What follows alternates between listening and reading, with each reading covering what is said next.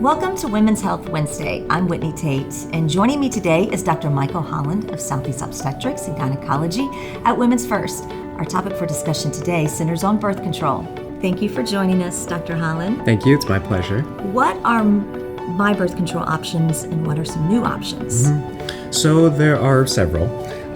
When we think about birth control options, we kind of categorize them into short and long acting. So birth control pill, this has been around for a long time. Most people are familiar with the pill. You just gotta take a pill every day, but it works okay.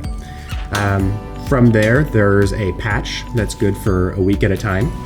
There is the vaginal ring that's good for 3 weeks at a time. It's a new device that's usually used every month.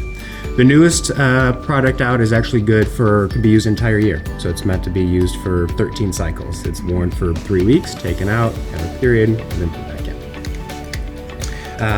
There is Depo-Provera. That is a shot that is administered every 3 months.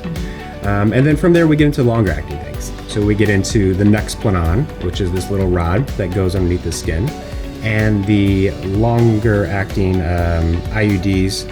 These range from 3 to 10 years, and there's hormone and hormone-free options. What is the most effective birth control out there? The most effective ones are what we consider the long-acting reversible contraception, or LARCs. And those are the Nexplanon and the IUDs. Both of these have failure rates that are less than 1% and actually comparable to actually getting tubes tied. How should a woman choose her birth control method? So when trying to decide which birth control is the best option, we have to really think about what is our future fertility look like. Are we absolutely done having babies? Or do we think we may try to conceive again in the next few months, couple years? From there, that kind of helps decide, are we thinking something that's short acting like a pill or something that's long acting like an IUD? From there, we also have to think about our medical history. There are certain medical conditions where pills, and estrogen-containing pills in particular, can't be used. Things like clotting disorders, history of estrogen-dependent cancers like breast cancer. In those women, any kind of estrogen product would be contraindicated, whereas a progesterone-only option would be okay. Is using birth control harmful to my health? No. For the most part, birth control has few and rare side effects. So the ones that most people are concerned about are blood clot risks, stroke risks, and cancer risks.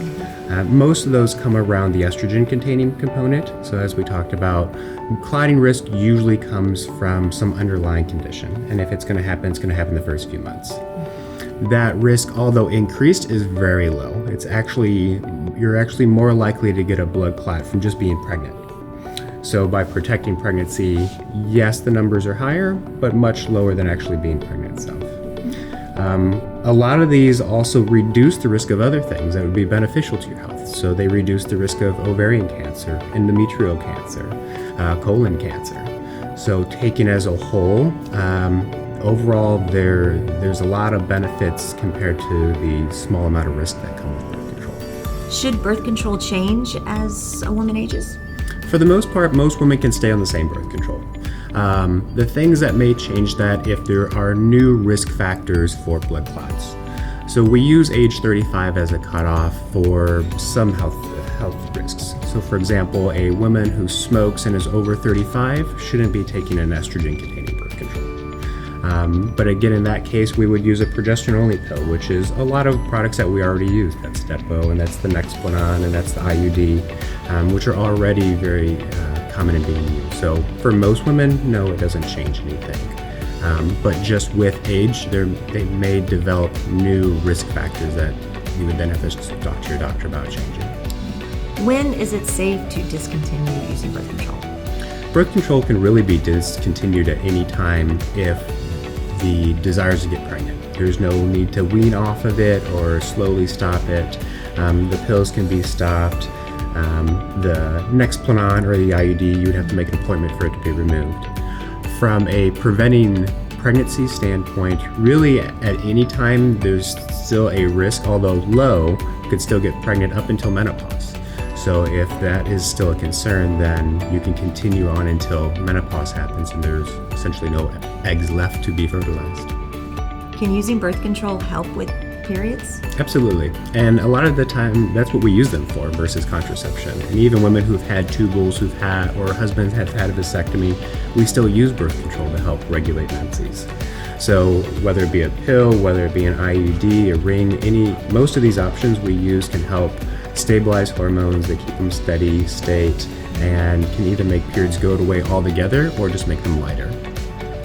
Can using birth control help prevent STDs? The only birth control option that will prevent STDs are any kind of barrier methods. So those are condoms, those female condoms, dental dams, but no hormone or even the hormone-free, these sort of contraceptions are going to prevent STDs. Thank you for joining us today, Dr. Holland, and for the really useful information. Absolutely. It's been my pleasure. Thank you for having me. Thank you for watching Women's Health Wednesday. Please visit SEHealth.org for more information about topics like this or to find a provider or schedule an appointment.